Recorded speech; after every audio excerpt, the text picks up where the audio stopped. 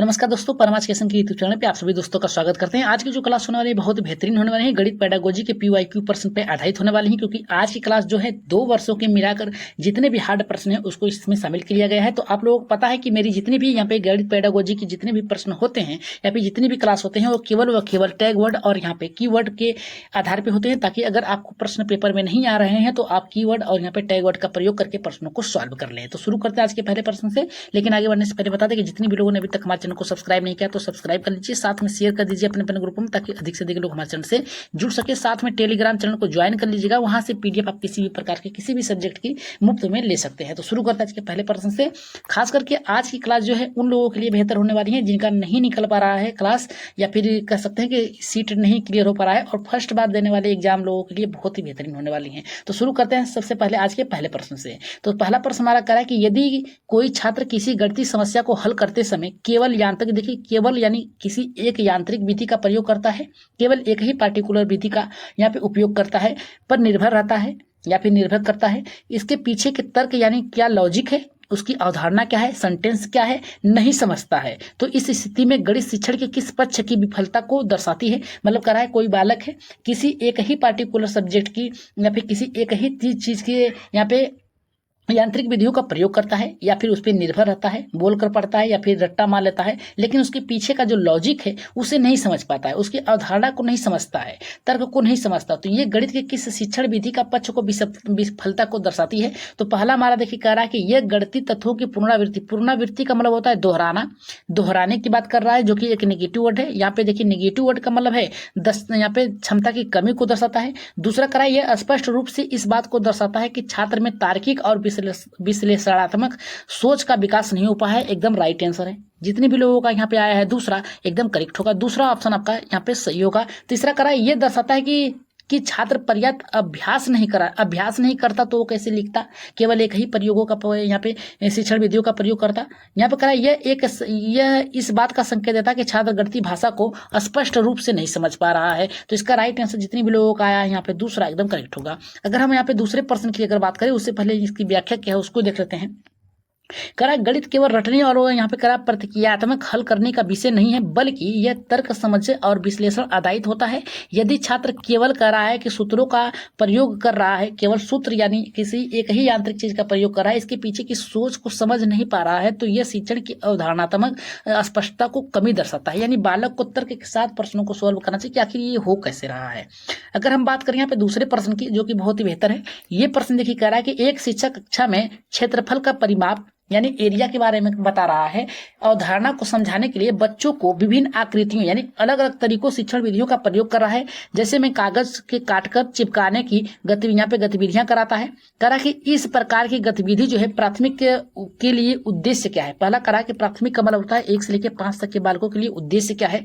तो पहला करा कि छात्र की कला और शिल्प में रुचि बढ़ाना, ताकि गणित को यहाँ पे डरना छोड़ दे। देखिए यहाँ पे क्या कह रहा है, ध्यान से देखिए, कह रहा है कि छात्र की कला और शिल्प की रुचि को बढ़ाना। देखिए शिल्प के गणित एक ऐसा विषय है जिसमें आपकी तार्किक सोच को बढ़ाया देता है, न कि आपकी यहाँ पे शिल्पकारी की। तो ये तो आपका गलत है। दूसरा हमारा कह रहा है कि गणित को मनोरंजक बनाना, ताकि बच्चे ऊब न सके, ऊब या महसूस न कर सके। तो ये भी देखिए न की बात किया है, ये भी आपका निगेटिव है। दूसरा हमारा कह रहा है तीसरा कि छात्रों को ठोस यहाँ पे अनुभव, ठोस का मतलब है मूर्त वस्तुओं को दिखाकर, जैसे में यहाँ पे कागज की आकृतियों को विभिन्न तरीके से काट कर बता रहा है, अनुभव यहाँ पे प्रभावित करता है। और यहाँ पे कह रहा है कि अमूर्त का मतलब होता है वस्तु हो या न हो, उस पर भी विचार करने की यहाँ पे आसानी से समझ सके। तो राइट आंसर आपका ऑप्शन नंबर यहाँ पे तीसरा सही होगा। चौथा कह रहा कि समय को प्रभावी रूप से भरने की बात कर रहा है, समय को यहाँ पे जबकि बताने की बात होनी चाहिए। राइट आंसर ऑप्शन नंबर यहाँ पे तीसरा सही होगा। अगर व्याख्या की बात करें तो व्याख्या में ये बताया गया है कि यहाँ पे करा कि पियागेट यानी जिन्हें पियाजे के अनुसार ठोस संक्रियात्मक अवस्था में बच्चे वस्तुओं के माध्यम से अधिक अच्छी तरीके से सीखते हैं। मतलब यहाँ पे करा है कि जो बालक होते हैं ये संक्रियात्मक अवस्था में यहाँ पे जो बालक होते हैं अच्छे तरीके से समझ लेते हैं। इस प्रकार की गतिविधियां जो होती हैं अमूर्त अवधारणा, जैसे क्षेत्रफल को ठोस अनुभव, जैसे क्या है इसमें क्षेत्रफल को बताना है, इस तरीके से आप पेपर को काट के बता सकते हैं बालकों को। आगे बढ़ रहे हैं यहाँ पे नेक्स्ट प्रश्न, जो कि आपका यहाँ पे तीसरा प्रश्न है।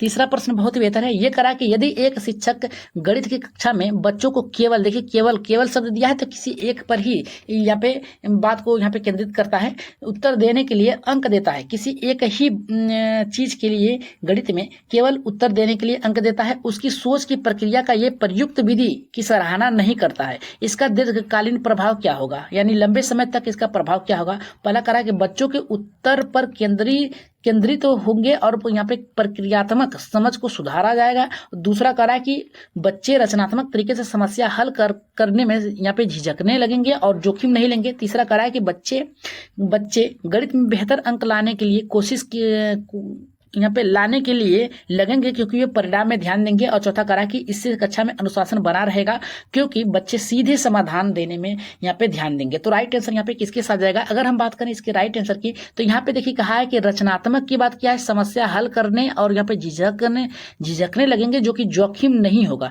एकदम सही है। राइट आंसर ऑप्शन नंबर यहाँ पे तीसरे का दूसरा होगा। आगे बढ़े यहाँ पे इसकी व्याख्या में देखिए यहाँ पे क्या दिया है। व्याख्या में बताया गया है कि यदि केवल, देखिए केवल शब्द दिया है तो किसी एक पर ही आप ध्यान केंद्रित करेंगे, उत्तर को ही मान्यता दी जाती है। छात्र अपनी सोच की विविधता को दिखाने में डरते हैं, यानी किसी एक ही चीज के लिए आपको एक ही उत्तर जैसे बधे बधाए प्रश्नों को देना है। रचनात्मक और समस्या समाधान कौशल को बाधित करता है। एकदम सही है।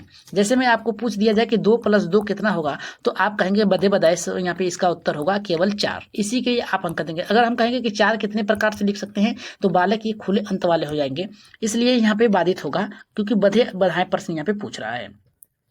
नेक्स्ट करा कि वर्ग संकल्पना जो है यहाँ पे को पहली बार पढ़ा रहे शिक्षक को निम्नलिखित में से कौन सी गतिविधि में सबसे पहले करानी चाहिए, या फिर जो भी गतिविधियां सबसे पहले कौन सी करानी चाहिए ताकि बच्चे उसे अनुभव के माध्यम से समझ सके, यानी पहले किए हैं उसके माध्यम से वो कर सकते हैं। तो पहला करा कि वर्ग की परिभाषा लिखवाना और उससे संबंधित प्रश्न हल करना। दूसरा करा कि वर्ग की आकृति ब्लैक बोर्ड पर बनाना और गुणों की चर्चा करना। तीसरा करा कि वर्ग और आयत के बीच अंतर बताने के लिए तर्क आधारित यहाँ पे उत्तर देना या फिर प्रश्न देना। और चौथा करा कि बच्चों को टाइल्स या गत्ते के टुकड़ों के वर्गीकृत आकृति बनवाना जिन्हें वह मापने को कहना। तो राइट आंसर यहाँ पे चौथे का किसके साथ जाएगा। देखिए यहाँ पे क्या कहा है कि पहली बार अगर बालक कर रहा है तो पहली बार में टाइल्स देखेगा ही, गत्ता देखेगा ही, इसके टुकड़ों को आकृतियों को बनाकर उसे मापने के लिए कहेंगे। तो राइट आंसर ऑप्शन नंबर 4 होगा। पहले में कहा है कि वर्ग की परिभाषा लिखवाएंगे, लिखवाने की बात कर रहा है, जबकि यहाँ पे गतिविधि आधारित है, ये तो गलत है। वर्ग की आकृति ब्लैक बोर्ड पे, अगर ब्लैक बोर्ड की कार्य दिया है तो आप टैग वर्ड का प्रयोग करिए। अगर ब्लैक बोर्ड की कार्य किया है, गुणों की चर्चा करने की बात करो, ब्लैक बोर्ड पे लिखेगा कौन, शिक्षक लिखेगा, याद रखिएगा। तो ये भी गलत है। करा कि वर्ग आयत के बीच में अंतर करने की, अगर छोटा बालक है तो अंतर नहीं कर पाएगा, तो यहाँ पे राइट आंसर ऑप्शन नंबर 4 एकदम सही होगा। अगर इसकी व्याख्या की बात करें तो व्याख्या में बताया गया है कि शिक्षा मनोविज्ञान के अनुसार अवधारणात्मक या फिर अवधारणाओं को सबसे पहले अनुभवात्मक रूप से प्रस्तुत करना चाहिए। जब बच्चे वर्ग को बनाते हैं तो उसे मापते हैं, याद रखिएगा। तो उसके गुणों और सभी भुजाओं के समान समकोणों आदि को स्वाभाविक रूप से क्या करते हैं, वो सीख जाते हैं। आगे बढ़ते हैं यहाँ पे नेक्स्ट प्रश्न जो कि आपका 5वां है। कोई भी डाउट हो तो आप कमेंट बॉक्स में कर दीजिएगा, उसे दूर करने का प्रयास किया जाएगा।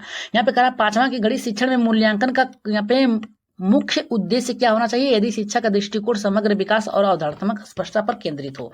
तो यहाँ पे देखिए पहला कह रहा है कि छात्रों को उसके रैंक के अनुसार वर्गीकृत करने की बात कर रहा है, बांटने की बात कर रहा है, नेगेटिव वर्ड है। दूसरा का छात्रों की प्रतिस्पर्धा की भावना को बढ़ावा, देखिए प्रतिस्पर्धा की भावना को बढ़ाने की बात कर रहा है, यानी द्वंद्व की बात कर रहा है, ये भी नेगेटिव वर्ड है।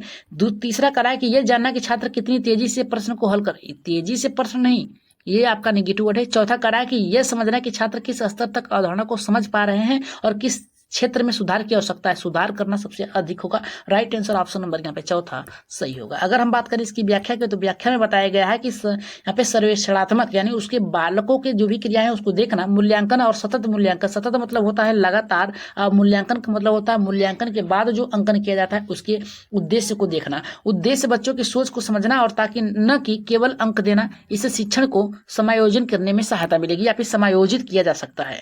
आगे बढ़ते हैं यहाँ पे नेक्स्ट प्रश्न जो कि आपका 6वां है। यहाँ पे कहा एक शिक्षक ने देखा कि उसकी कक्षा में कुछ छात्र अंकों को पहचानने में सक्षम है, लेकिन वे संख्याओं की तुलना जैसे 72 और 65, यहाँ में कह रहा है कि 72 है और ये बड़ा है किससे, 65 से, ठीक, बड़ा है 65 में गलतियां कर रहे हैं। इस स्थिति में शिक्षक को क्या करना चाहिए। यहाँ पे कह रहा है कि यहाँ पे बच्चों को बार बार तुलना करने के लिए, देखिए तुलना एक नेगेटिव वर्ड है, इसे काट दीजिएगा तुरंत। दूसरा कह रहा है कि बच्चों को अंक रटाने की बात कर रहा है, ये भी नेगेटिव वर्ड है, काट दीजिएगा। बच्चों को तुलनात्मक भी ये आपका नेगेटिव वर्ड है। सॉरी यहाँ पे तुलनात्मक रूप से व्यवस्थित, यही आपका सही होगा। यहाँ पे देखिए क्या कहा है कि संख्याओं को तुलनात्मक रूप से व्यवस्थित करने, तुलनात्मक मतलब कौन छोटा है कौन बड़ा है, 71, 72, 73 इस प्रकार से लिखने के लिए, व्यवस्थित करने के लिए दृश्य सामग्री जैसे रेखा यहाँ पे संख्या का उपयोग करना, जैसे इस प्रकार से लिख सकते हैं, यहाँ से शुरू कर सकते हैं इस तरीके से। तो यहाँ पे राइट आंसर ऑप्शन नंबर यहाँ पे तीसरा सही होगा। आगे बढ़ रहे हैं यहाँ पे इसकी व्याख्या बताया गया है कि संख्या रेखा बला यहाँ पे करा बॉक्स जैसे दृश्य उपकरणों छात्रों को तुलनात्मक सोच विकसित करने में मदद करते हैं। यह तरीका बच्चों की संख्याओं की स्थिति और परिणाम को समझने में सहायक होते हैं। आगे बढ़ते हैं यहाँ पे नेक्स्ट प्रश्न जो कि आपका 7वां है। 7वां प्रश्न करा, यदि कोई छात्र अंश जो फ्रैक्शन है के बारे में जोड़ में गलती करता है, जैसे में 1/4 है, ठीक है, प्लस 1/3 है, बराबर कर रहा है 2/7, ठीक है, लिखता है, तो इससे क्या स्पष्ट होता है। तो सबसे पहले तो उसे बताएंगे कि नीचे का एलसीएम लेंगे या फिर आप गुणा कर सकते हैं नीचे का, 4 3 या 12 कर देंगे और फिर इसके बाद तिर्यक गुणा कर देंगे, 3 एकाइम 3 करेंगे, प्लस करेंगे 4 एकाइम 4, तो इसको लिखेंगे 4 3 7/12, ऐसे लिख सकते हैं। तो यहाँ पे कहा है कि लिखने में को स्पष्ट कैसे करेंगे, तो छात्रों को जोड़न नहीं आता है, जोड़ नहीं आता तो अगर जोड़ता कैसे, इतना याद रखिएगा। यहाँ पे करा है छात्र को हर बार उत्तर याद कराने की बात करा है, जो कि नेगेटिव वर्ड है। छात्र केवल अंश और हरों और जो यहाँ पे हरों को जोड़ने का नियम यहाँ पे अपनाता है बिना अवधारणा के। बिना अवधारणा का मतलब बिना तरीके के, बिना उदाहरण के, बिना यहाँ पे सूत्र के, उसे क्या कर सकता है, सीधे सीधे जोड़ने का प्रयास कर रहा है। तो यहाँ पे देखिए क्या कर रहा है हमारा, यहाँ पे कह रहा है हमारा राइट आंसर जाएगा तीसरे के साथ। छात्र लापरवाह है, लापरवाह होता तो कैसे करता है। यहाँ पे छात्र ने क्या किया, 1/4 लिखा प्लस 1 यहाँ पे लिखा 3, तो नीचे का जोड़ दिया 4 3 7 कर दिया, ऊपर का जोड़ दिया 2/7, जबकि इसका आंसर 7/12 आएगा। इसकी राइट आंसर जाएगा आपका तीसरे के साथ जाएगा। अगर इसकी व्याख्या की बात करें, व्याख्या में बताया गया है कि यह गलती दर्शाती है कि छात्र ने अवधारणा नहीं समझी है, केवल संख्यात्मक जोड़ को जानता है, यानी सीधे सीधे जोड़ने के अंश पर लागू कर दिया है। शिक्षकों को एलसीएम की अवधारणा, एलसीएम को मतलब लघुत्तम समापवर्तक अवधारणा, समान हर और आवश्यकता को ठोस यहाँ पे कराया कि गतिविधियों के माध्यम से सिखाना चाहिए। आगे बढ़ रहे हैं यहाँ पे नेक्स्ट प्रश्न पे, जो कि आपका 8वां है। यहाँ पे करा कि अनुमान उदाहरण के तरीके से और यहाँ पे निगमन नियम की दक्षता के विकास की सबसे अच्छी सहायक रणनीति कौन सी है। पहला करा कि परीक्षाओं में सटीक उत्तर पर जोर देना। दूसरा करा कि केवल रट्टा लगवाना, देखिए केवल शब्द दिया है काट दीजिएगा। करा अनुमान लगाने वास्तविक जीवन के संदर्भ में आधारित गतिविधियां कराना, देखिए गतिविधियां दिया है और वास्तविक जीवन के साथ जोड़ कर पढ़ाने की बात किया है। राइट आंसर ऑप्शन नंबर चौथा सही होगा। केवल शब्द दिया है काट दीजिएगा, यहाँ पे जोर दिया है इसे भी काट दीजिएगा। राइट आंसर ऑप्शन नंबर तीसरा सही होगा। अगर हम इसकी व्याख्या की बात करें तो व्याख्या में बताया गया है कि अनुमान की दक्षता का विकास तभी होता है जब छात्र को व्यवहारिक रूप से वास्तविक दृश्यों जैसे कि बाजार में मूल्य, दूरी की समय, इसे जोड़कर सोचने के अवसर दिए जाए ताकि मानसिक गणना कर सके। नेक्स्ट अगर हम प्रश्न की बात करें 9वें की, तो 9वां करा है कि बाल केंद्रित कक्षा में गणित शिक्षक का प्राथमिक कार्य क्या होना चाहिए। पहला करा है कि छात्रों को व्यवस्थित बैठाना और अनुशासन बनाए रखना। दूसरा करा है कि बोर्ड पर लिखवाना और छात्रों को उत्तर दिलाना। तीसरा करा है कि विद्यार्थियों को समस्याओं को हल करने की प्रक्रिया में भाग लेने के लिए प्रेरित करना। चौथा करा है कि पाठ्यक्रम को जल्दी समाप्त कर देना। इसका आंसर आप लोग कहाँ देंगे, कमेंट बॉक्स में देंगे। ठीक, इसका आंसर आप लोग कहाँ देंगे, कमेंट बॉक्स में देंगे और बताइएगा कि यहाँ पे 9वें का आंसर क्या होगा। अगर क्लास बेहतर तरीके से आप लोग देख रहे हैं, अगर समझ रहे हैं, तो टैग वर्ड का और कीवर्ड का प्रयोग करके ही इसका आंसर दीजिएगा और बताइएगा कि आप लोगों ने क्या इसमें कीवर्ड देखा है। आगे बढ़ते हैं यहाँ पे नेक्स्ट प्रश्न यहाँ पे देखिए 10वां हमारा यहाँ पे क्या करा है। 10 का कह रहा है कि गणित की पढ़ाई में विषयों के अंतर संबंध एक दूसरे से जो संभावित हैं को अपनाने का प्रमुख लाभ क्या है। पहला करा कि इससे गणित का पाठ्यक्रम छोटा होता है, देखिए एक पॉइंट पकड़ा गया है यहाँ पे। दूसरा करा कि इसे शिक्षक आसानी से, यहाँ पे शिक्षकों के लिए, जबकि यहाँ पे बालकों के लिए होनी चाहिए। तीसरा करा इसे छात्र को अन्य विषयों को जोड़कर गहराई से समझकर बात कर रहा है, तो राइट आंसर आपका यहाँ पे तीसरे के साथ जाएगा। चौथा करा कि इसे परीक्षा में अंक देने की बात कर रहा है, ये भी आप पकड़ लीजिए, गलत है। राइट आंसर ऑप्शन नंबर यहाँ पे तीसरा सही होगा। अगर हम बात करें इसकी व्याख्या की, तो व्याख्या में बताया गया गणित की पर्यावरण अध्ययन, विज्ञान, कला आदि के साथ जोड़कर पढ़ाने से छात्र को समझ आता है गणित में केवल यहाँ पे बल्कि नहीं, जीवन के साथ हर साथ जोड़ के, जैसे बाजार गया बालक, बाजार में कितने सामान खरीदा और कितने रुपये खरीदा, इसे जोड़ दीजिए। ठीक, तो बालक इसे अपने व्यवहारिक जीवन के साथ सीख सकता है। अगर हम बात करें 11वें प्रश्न की, तो 11 का देखिए हमारा यहाँ पे क्या कर रहा है कि बच्चों में मापन करा है कि मेजरमेंट की बात कर रहा है, प्रारंभ से विकसित करने के लिए सबसे उपयुक्त तरीका क्या है। तो पहला करा है कि उन्हें इकाई याद करना एक पॉइंट है आपका, गलत है। दूसरा करा है इन्हें गणित की किताब की परिभाषा रटवाने की बात करा है, नेगेटिव वर्ड है, एक पॉइंट पकड़ लीजिए, गलत है। तीसरा करा है इसे दैनिक जीवन की वस्तुओं के लंबाई तो वजन, देखिए दैनिक जीवन की बात किया है, यहीं पकड़िए, अनुभवात्मक की बात कर रहा है, और मापने को कहना लंबाई वजन दैनिक जीवन की, यानी उसे क्या है वास्तविक जीवन के साथ कर दिया है। तो राइट आंसर ऑप्शन नंबर यहाँ पे तीसरा सही होगा। चौथा करा है उन्हें सिर्फ की बात क्या है, यानी केवल सिर्फ के लिए, ये आपका ऑप्शन गलत होगा, ऑप्शन नंबर तीसरा सही होगा। अगर व्याख्या की बात करें तो व्याख्या में बताया गया है कि बच्चों के मस्तिष्क में मापन की ठोस समझ तभी विकसित होती है जब उसे रोजमर्रा की वस्तु यानी उसके जीवन के साथ जोड़कर गतिविधियों के साथ दिखाया जाए या फिर पढ़ाया जाए। यहाँ पे देखिए क्या कर रहा है हमारा 12वां की संख्यात्मक संकल्पना विकसित करने में किस शिक्षण दृष्टिकोण की भूमिका का सबसे अधिक महत्व होता है। बार बार दोहराने की रटवाने की बात कर रहा है, यहाँ पे 2 पॉइंट है, काट दीजिए, नेगेटिव है। छात्रों को त्रुटियों को डांटना, देखिए यहाँ पे त्रुटियां तो सही है लेकिन डांटने के लिए एक नेगेटिव वर्ड है।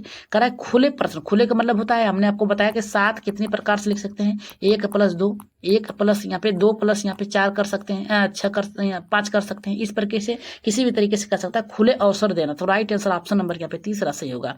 प्रतियोगी परीक्षा आधारित, देखिए प्रतियोगी परीक्षा के लिए तैयार करना, ये भी नेगेटिव वर्ड है, राइट आंसर ऑप्शन नंबर यहाँ पे तीसरा सही होगा। अगर व्याख्या की बात करें तो बताया संख्यात्मक समझ तभी विकसित होती है जब बच्चों को अपनी सोच व्यक्त करने या फिर कराए संख्या में विभिन्न प्रयोगों देखने और उसके पीछे तर्क चर्चा करने के अवसर मिले। सही है, जितना अवसर मिलेगा बालक उतनी बेहतर तरीके से सीखेगा। यहाँ पे करा है कि गणित में बच्चों की अधारात्मक गलतियां सुधारने के लिए शिक्षक को क्या करना चाहिए। पहला करा है कि उसे रटवाना चाहिए, रटवाना एक नेगेटिव वर्ड है, पॉइंट पकड़ लीजिए। दूसरा करा है सार्वजनिक रूप से डांटना, सार्वजनिक रूप से डांटेंगे तो बालक में नेगेटिव थिंग्स आ जाएगी, ये भी आपका गलत है, एक पॉइंट हो गया। तीसरा करा है उसकी सोच को समझने की कोशिश करेंगे और उपयुक्त गतिविधियों के द्वारा पुनः समझाने के प्रयास करेंगे, यही ऑप्शन क्या होगा आपका राइट होगा। तीसरा करा कि उन्हें अतिरिक्त क्या जितना पढ़ाएं उतना ही आप गृह कार्य दें, अलग से नहीं देंगे। अगर गणित पढ़ाएं तो आप पर्यावरण का नहीं दे सकते हैं, तो राइट आंसर ऑप्शन नंबर तीसरा एकदम सही होगा। अगर बात करें इसकी व्याख्या की तो व्याख्या में बताया गया है गलती केवल छात्र की कमजोरी नहीं बल्कि उसकी सोच के प्रतिबंधित है। शिक्षक को चाहिए कि त्रुटि की जड़ को पहचाने और उस पर आधारित अनुभात्मक यहाँ पे शिक्षण अपनाए। यहाँ पे 14वां प्रश्न है, 14वां प्रश्न हमारा कह रहा है कि गणितीय भाषा जैसे कम से कम यहाँ पे गुना प्रतिशत को समझाने के छात्रों को कठिनाई होती है, इसका कारण क्या होती है। पहला कह रहा है कि छात्रों की IQ कम होती है, IQ कम होता तो समझता कैसे, ये तो ऑप्शन गलत है। यहाँ पे कह रहा है कि इन शब्दों का अर्थ जीवन में कम प्रयोग होता है और शिक्षक उनके अर्थ को स्पष्ट नहीं कर पाते हैं, एकदम सही है। यहाँ पे तीसरा करा है कि शिक्षक की बहुत धीमे होते हैं, शिक्षक धीमे नहीं होता, छात्र के सोचने की गणितीय प्रक्रिया कम होती है। गणित कठिन होता है, गणित कठिन नहीं होता, जिसको आता है तो एकदम आसान है। तो यहाँ पे राइट आंसर ऑप्शन नंबर यहाँ पे दूसरा सही होगा। अगर हम इसकी व्याख्या की बात करें तो यहाँ पे गणित शब्दावली अमूर्त होती है, सही है, गणित एक तार्किक है। जब छात्र उसे अर्थ को संदर्भ के साथ नहीं समझ पाते हैं तो वो भ्रमित होते हैं। शिक्षक को चाहिए कि वह उदाहरणों और चित्रों से इन शब्दों को स्पष्ट करे। यहाँ पे देखिए आज की क्लास का लास्ट प्रश्न है जिसका आंसर आप लोगों को कमेंट बॉक्स में देना है। बताना है कि गणित यहाँ पे छात्र गणित को केवल अंकों का जोड़ घटना मानते हैं। इस अवधारणा को बदलने के लिए शिक्षक को क्या करना चाहिए। उन्हें कठिन प्रश्न देकर ताकि डर बना रहे, केवल गणितीय तकनीकी अपना सिखाना चाहिए। गणित में वास्तविक जीवन अनुप्रयोग को दिखाना चाहिए और गतिविधियों को जोड़कर बताना चाहिए। उन्हें प्रतियोगी परीक्षा के लिए तैयार करना। तो इसके लिए आप इसका आंसर आप लोग कहाँ देंगे कमेंट बॉक्स में दीजिएगा और बताइएगा कि इसका आंसर क्या होगा। और टेलीग्राम ज्वाइन करके वहां से PDF प्राप्त कर सकते हैं। ये आज की क्लास आप लोगों को कैसी लगी, क्लास में के लिए एक बार लाइक जरूर करिएगा और शेयर कर दीजिएगा अपने अपने ग्रुप में ताकि अधिक से अधिक लोग हमारे चैनल से जुड़ सकें। और आज की क्लास बेहतर लगे तो सब्सक्राइब करके जाइएगा और अपने दोस्तों में शेयर करिएगा। तो जाते जाते एक बार सब्सक्राइब फिर से कर दीजिएगा जितने भी लोगों ने नहीं किया है, और शेयर कर दीजिएगा। शेयर करके आप टेलीग्राम चैनल को ज्वाइन कर लीजिएगा, वहां से आपको PDF मिल जाएगी। तो आज के लिए इतना ही, धन्यवाद।